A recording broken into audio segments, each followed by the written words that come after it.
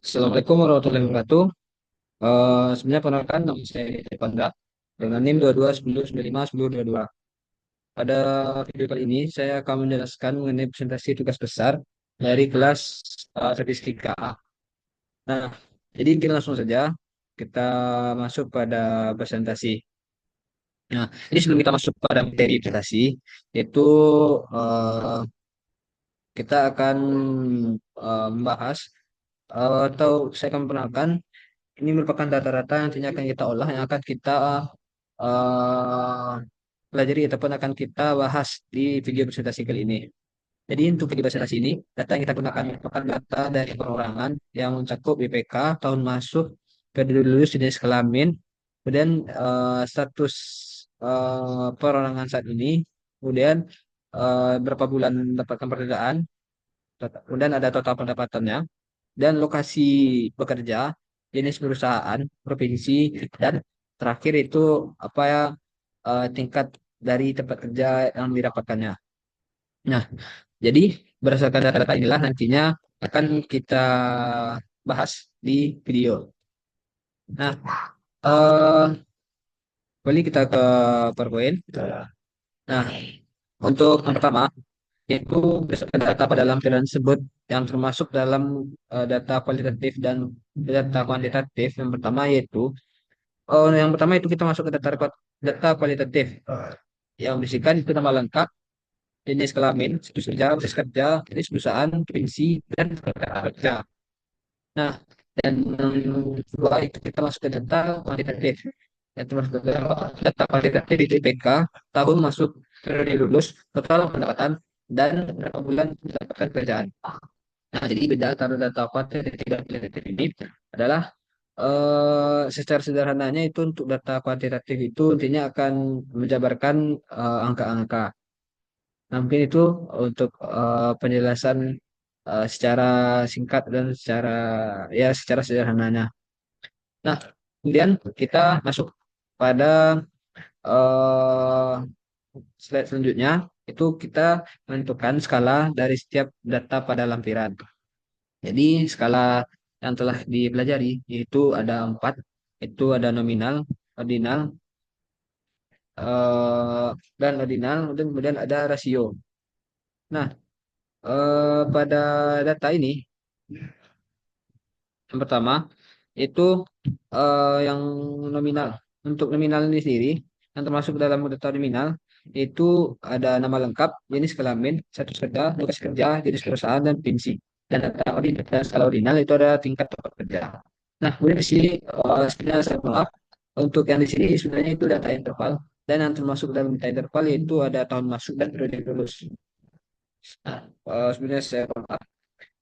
Dan selanjutnya yang termasuk dalam skala rasio yaitu ada IPK dan berapa bulan mendapat pekerjaan dan total pendapatan yang didapatkan oleh perorangan. Nah, di sini bisa kita lihat dalam Excel untuk lebih jelasnya.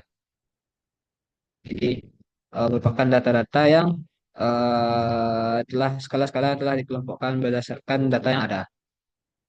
Nah, kemudian berdasarkan data inilah nantinya akan kita lanjut pembahasan. Untuk pembahasan selanjutnya itu kita akan bahas mengenai mean, median, dan modus. Nah, jadi berdasarkan sebelum kita masuk pada pola data, mean ini merupakan rata-rata yang merupakan salah satu ukuran tendensi sentral dalam statistika yang menggambarkan nilai rata-rata dari sekelompok data. Nah, untuk menghitung mean, semua nilai dalam kumpulan data dijumlahkan, kemudian hasilnya dibagi dengan jumlah data tersebut. Ini untuk menghitung data tunggal ataupun data kelompok nantinya juga memiliki rumus yang berbeda. Untuk mencari rumus mean untuk data kelompok yaitu sigma FI dikali TI per sigma F. Nah, ini merupakan jawaban dari data-data yang telah nantinya akan kita lihat di Excel. Nah, kemudian untuk penjelasan selanjutnya itu mengenai median. Untuk median merupakan nilai tengah dalam sekumpulan data yang telah diurutkan dari nilai kecil hingga terbesar. Nah, Kemudian median ini berguna untuk memberikan gambaran nilai tengah dari data, terutama ketika terdapat outlier atau data pensilan oleh nilai ekstrem seperti mean. Nah, jadi untuk rumus dari median ini sendiri, yaitu TK median ditambah N per 2 dikurang FB median per F median dikali I. Nah, ini merupakan untuk mencari rumus, untuk mencari median untuk data per kelompok. Nah, ini merupakan hasil dari median dari data yang sebenarnya bisa kita lihat di Excel. Nah, jadi sekarang kita lanjut saja masuk ke materi modus. Mana untuk modus ini sendiri merupakan nilai yang paling sering muncul dalam sekumpulan data. Modus berguna untuk memahami frekuensi suatu nilai dalam data, terutama dalam data kualitatif atau kategori di mana rata-rata dan median tidak dapat diterapkan. Jadi untuk mencari modus, itu modus di data kelompok, kita menggunakan TK modus ditambah DF1 per DF1 tambah DF2 dikali I. Nah, ini merupakan modus yang terdapat dari hasil data yang ada di lampiran yang ada tadi, yang ada sebelumnya. Oke, kita langsung masuk ke data-data yang ada. Nah, ini merupakan data-data yang kita olah tadi.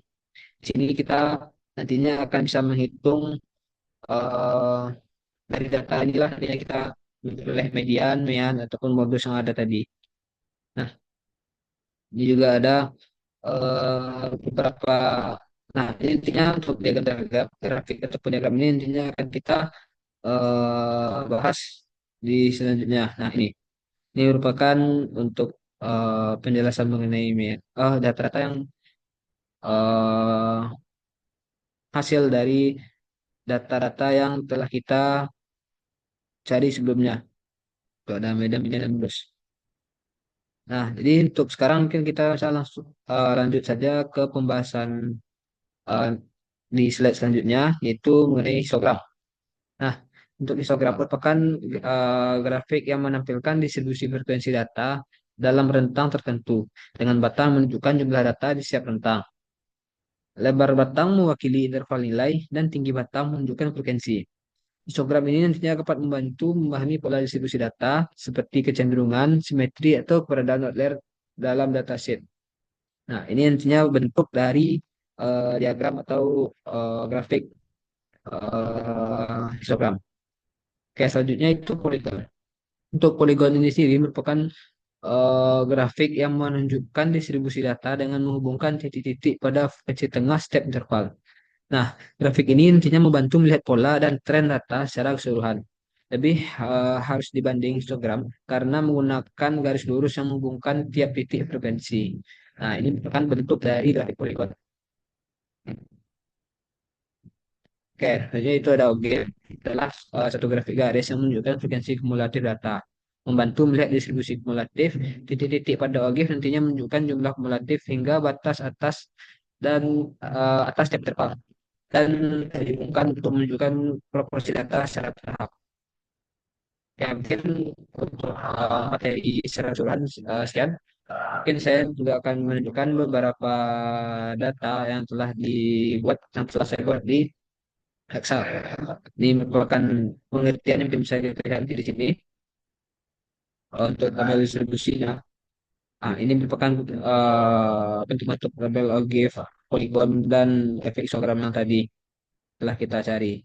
Sini ada tabel distribusi frekuensi, di mana interval IPK berdasarkan data-data yang telah ada atau lampiran-lampiran berdasarkan lampiran yang ada sebelumnya. Oke, ya mungkin cukup sekian dari penjelasan dari saya. Sebelumnya saya ucapkan maaf jika terdapat kekurangan atau kesalahan dalam penjelasan saya pada video kali ini. Untuk itu saya mohon maaf. Saya akhiri. Assalamualaikum warahmatullahi wabarakatuh.